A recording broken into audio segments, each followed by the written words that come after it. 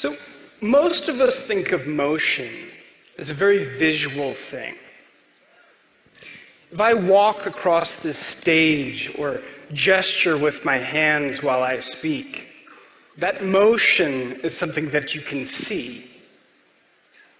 But there's a world of important motion that's too subtle for the human eye. And over the past few years, we've started to find that cameras can often see this motion, even when humans can't. So let me show you what I mean. On the left here, you see video of a person's wrist. And on the right, you see video of a sleeping infant. But if I didn't tell you that these were videos, you might assume that you were looking at two regular images. Because in both cases, these videos appear to be almost completely still. But there's actually a lot of subtle motion going on here. And if you were to touch the wrist on the left, you would feel a pulse. And if you were to hold the infant on the right, you would feel the rise and fall of her chest as she took each breath. And these motions carry a lot of significance, but they're usually too subtle for us to see. So instead, we have to observe them through direct contact, through touch. But a few years ago, my colleagues at MIT developed what they call a motion microscope, which is software that finds these subtle motions in video and amplifies them so that they become large enough for us to see. And so if we use their software on the left video, it lets us see the pulse in this wrist. And if we were to count that pulse, we could even figure out this person's heart rate.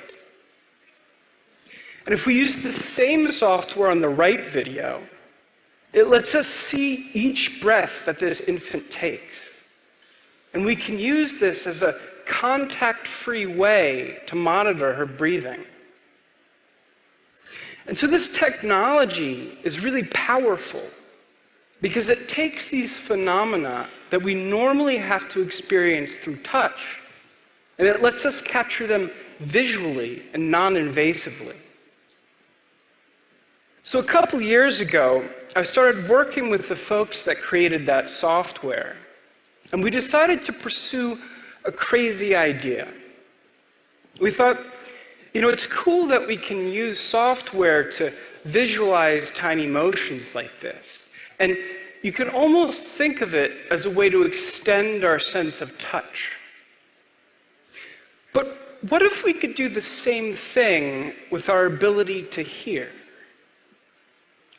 What if we could use video to capture the vibrations of sound, which are just another kind of motion, and turn everything that we see into a microphone?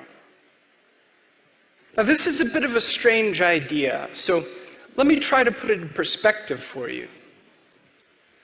Traditional microphones work by converting the motion of an internal diaphragm into an electrical signal. And that diaphragm is designed to move readily with sound, so that its motion can be recorded and interpreted as audio. But sound causes all objects to vibrate. Those vibrations are just usually too subtle and too fast for us to see. So what if we record them with a high-speed camera and then use software to extract tiny motions from our high-speed video and analyze those motions to figure out what sounds created them? This would let us turn visible objects into visual microphones from a distance. And so we tried this out. And here's one of our experiments where we took this potted plant that you see on the right, and we filmed it with a high-speed camera while a nearby loudspeaker played this sound.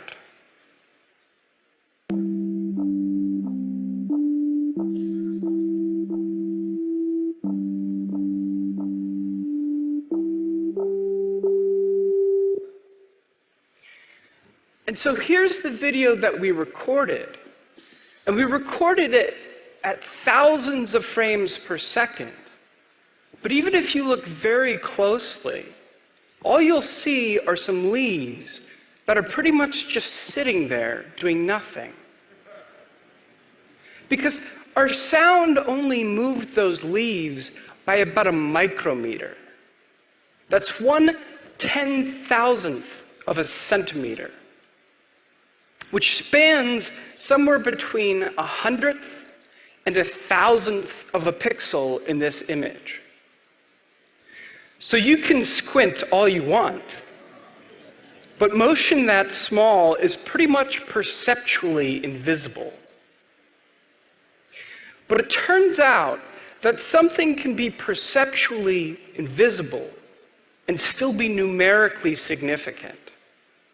Because with the right algorithms, we can take this silent, seemingly still video, and we can recover this sound.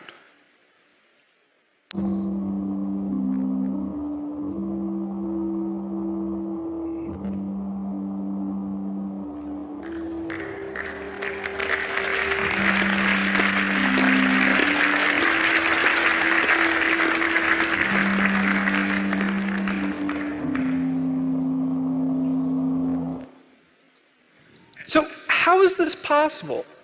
How could we get so much information out of so little motion? Well, let's say that those leaves move by just a single micrometer.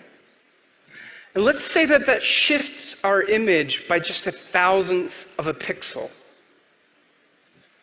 That may not seem like much, but a single frame of video may have hundreds of thousands of pixels in it. And so if we combine all of the tiny motions that we see from across that entire image, then suddenly 1,000th of a pixel can start to add up to something pretty significant. On a personal note, we were pretty psyched when we figured this out. But even with the right algorithm, we were still missing a pretty important piece of the puzzle. You see, there are a lot of factors that affect when and how well this technique will work. There's the object and how far away it is.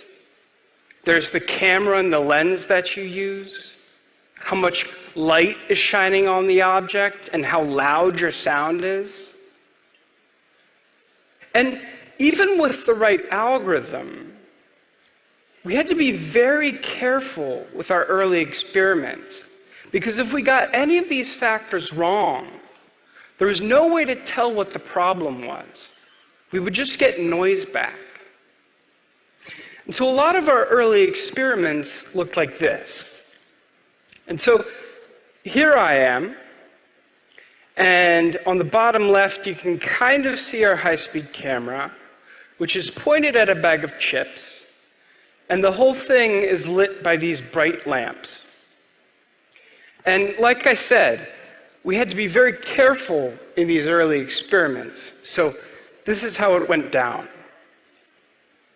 3, 2, 1, go. Mary had a little lamb. Little lamb, little lamb.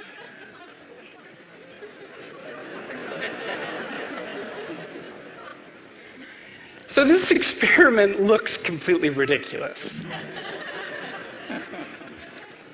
I mean, I'm screaming at a bag of chips, and we're blasting it with so much light, we literally melted the first bag we tried this on. But ridiculous as this experiment looks, it was actually really important because we were able to recover this sound.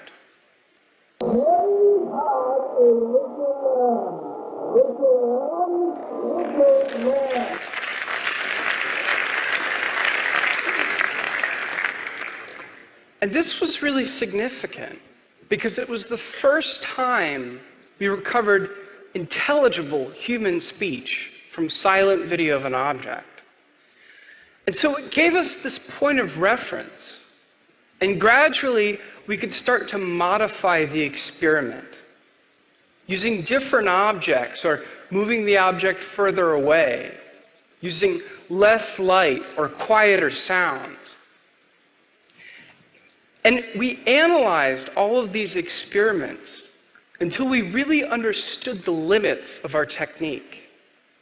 Because once we understood those limits, we could figure out how to push them.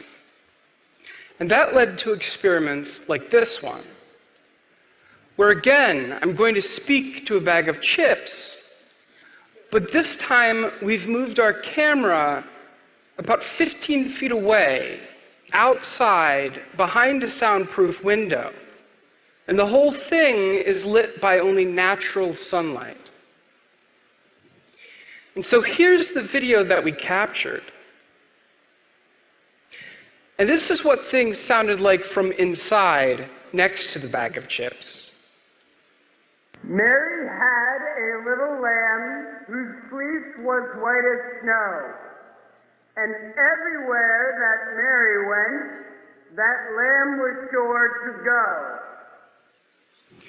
And here's what we were able to recover from our silent video captured outside behind that window. Mary had a little lamb whose fleece was white as snow. And everywhere that Mary went, that lamb was sure to go.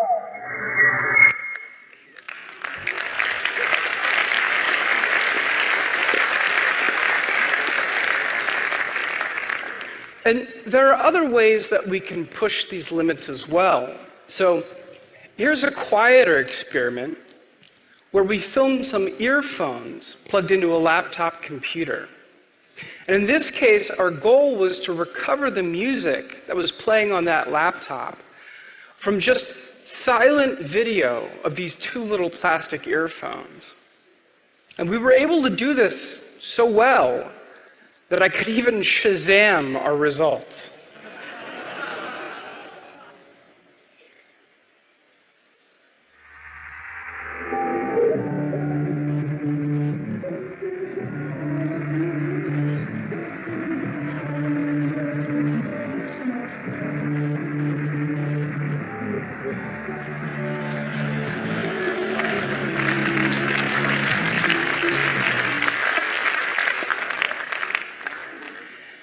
And we can also push things by changing the hardware that we use.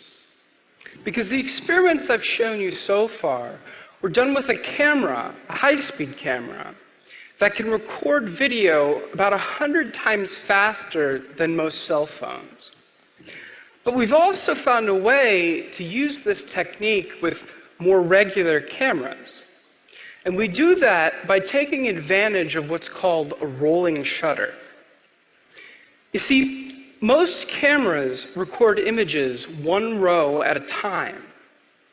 And so if an object moves during the recording of a single image, there's a slight time delay between each row. And this causes slight artifacts that get coded into each frame of a video.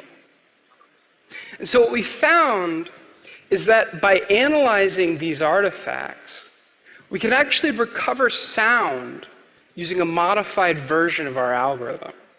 So here's an experiment we did where we filmed the bag of candy while a nearby loudspeaker played the same Mary Had a Little Lamb music from before. But this time, we used just a regular store-bought camera. And so in a second, I'll play for you the sound that we recovered. And it's going to sound distorted this time. But listen and see if you can still recognize the music.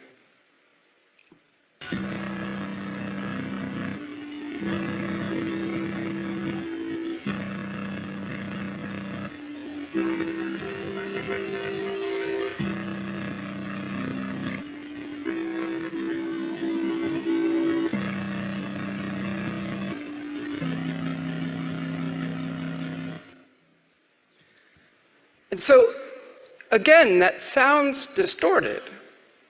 But what's really amazing here is that we were able to do this with something that you could literally run out and pick up at a Best Buy.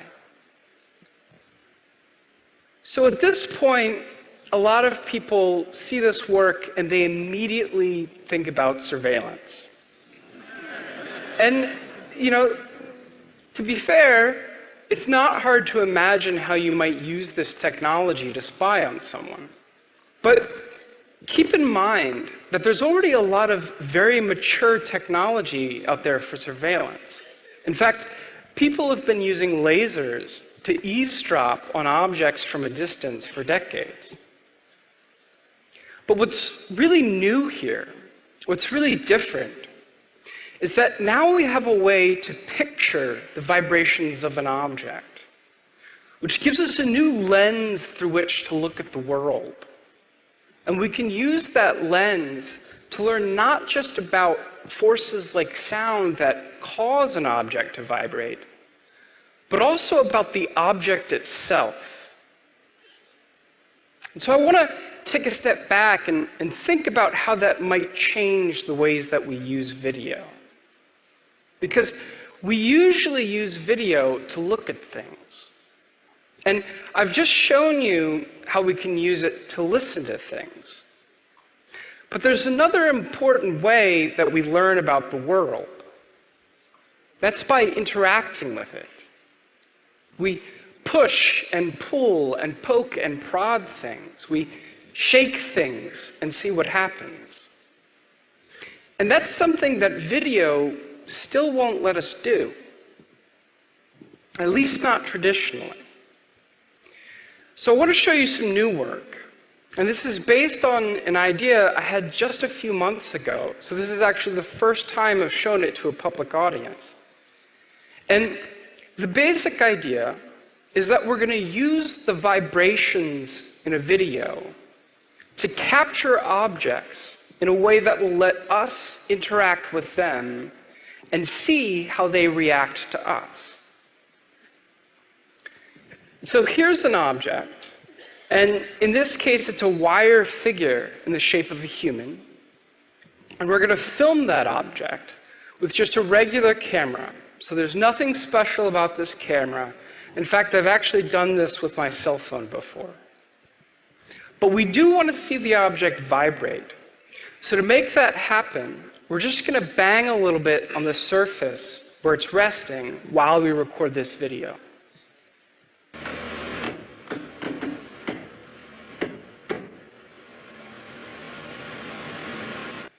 And so that's it. Just 5 seconds of regular video while we bang on this surface. And we're going to use the vibrations in that video to learn about the structural and material properties of our object. And we're going to use that information to create something new and interactive.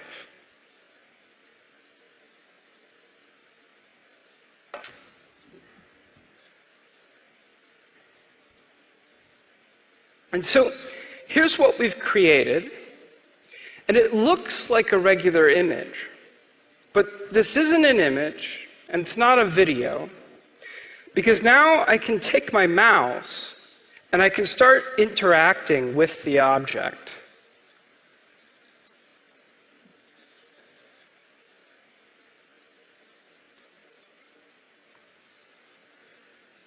And so what you see here is a simulation of how this object would respond to new forces that we've never seen before. And we created it from just 5 seconds of regular video.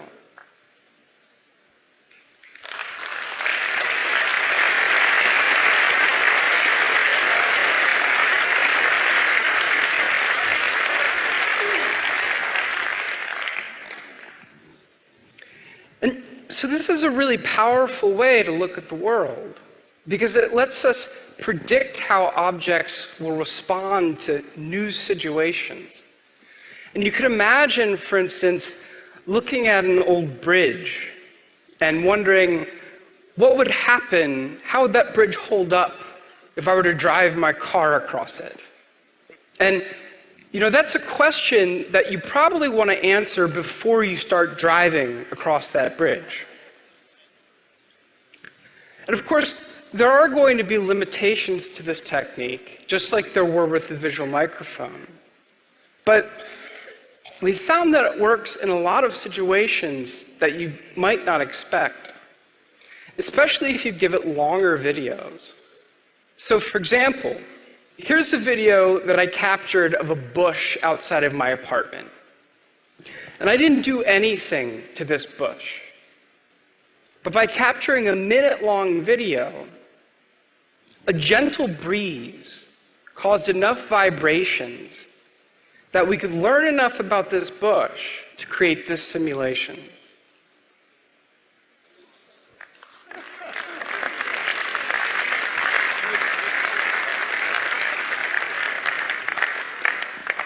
And so you could imagine giving this to a film director and letting him control, say, the strength and direction of wind in a shot after it's been recorded. Or in this case, we pointed our camera at a hanging curtain, and you can't even see any motion in this video. But by recording a 2-minute-long video, natural air currents in this room created enough subtle, imperceptible motions and vibrations that we could learn enough to create this simulation. And ironically, we're kind of used to having this kind of interactivity when it comes to virtual objects, when it comes to video games and 3D models. But to be able to capture this information for real objects in the real world using just simple, regular video is something new that has a lot of potential. So here are the amazing people who worked with me on these projects. And